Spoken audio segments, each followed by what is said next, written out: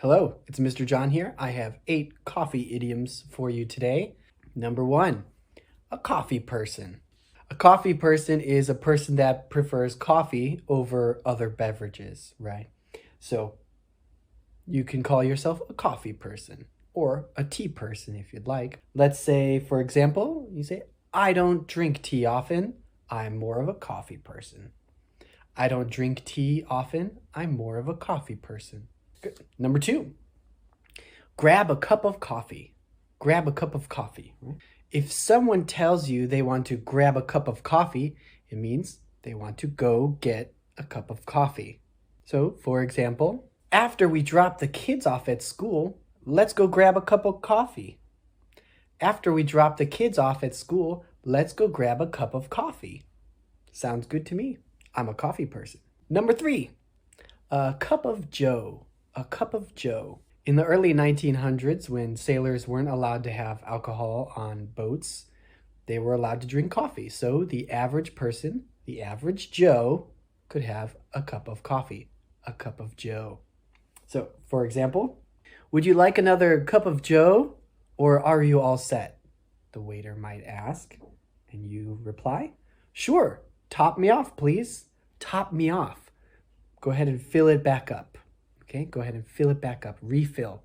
Would you like another cup of joe, or are you all set? Are you all set? Are you finished? You done? You say, oh, sure. Top me off, please. Right? Number 4, coffee in, coffee out. Coffee in, coffee out. So they're saying they drank too much coffee and they have to go to the bathroom. For example, where is the bathroom? I drank a lot of coffee. And coffee in, coffee out. Where is the bathroom? I drank a lot of coffee and, coffee in, coffee out. Number 5, let's talk over a cup of coffee. Let's talk over a cup of coffee. This usually involves having a conversation over a type of drink or snack, right? For example, thanks for emailing me your ideas for our next video. Let's talk about them over a cup of coffee. Thanks for emailing me your ideas for our next video. Let's talk over a cup of coffee. Number 6, coffee break. To take a coffee break. This is usually a short break, about 15 to 20 minutes. For example, let's finish this section up and take a coffee break. Let's finish this section up and take a coffee break. Number 7, to wake up and smell the coffee. To wake up and smell the coffee.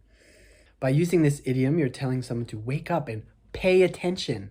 Sometimes you can use this to tell someone to be more realistic or to wake up and get in touch with reality, right? Wake up and smell the coffee. For example, come on, Steve, wake up and smell the coffee. They're trying to rip you off.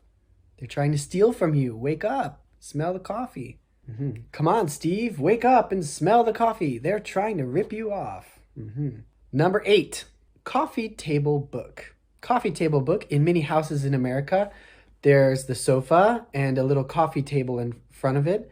And you might have magazines or some kind of picture books on there. So for example, pictures of Italy or something like that. You can use these as a conversation starter or for something to look at when your guests are bored or waiting for you to bring the coffee. Coffee table book. For example, Mary published a coffee table book that has many pictures from her trip in Italy. Mary published a coffee table book that has many pictures of her trip in Italy.